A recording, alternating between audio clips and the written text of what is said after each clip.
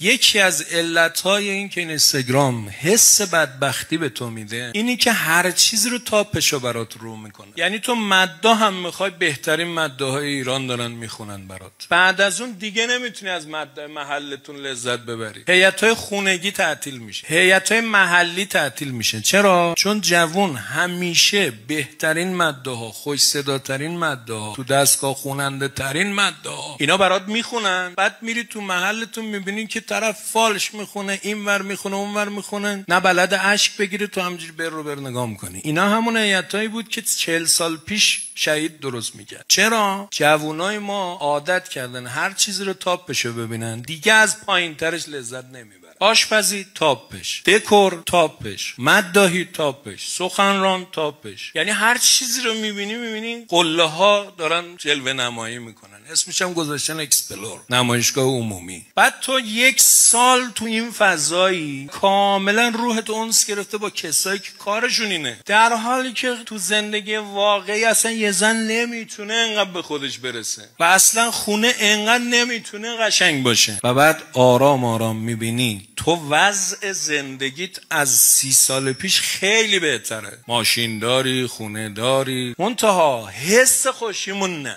چند برابر احساس ناکامی شدید داریم. این فضای مجازی واقعا مصیبته. اینی که من میگم صبح تا شبم مداحی پخش کنی بدبخت میکنی خودتو، باور نمیکنی. بعضی فکر میکنم مثلا من یه کینه ای از این حرفو دارم. نه، من دارم تربیتی به موضوع نگاه میکنم. یه مدت تعطیل کن ببین چقدر آرومی.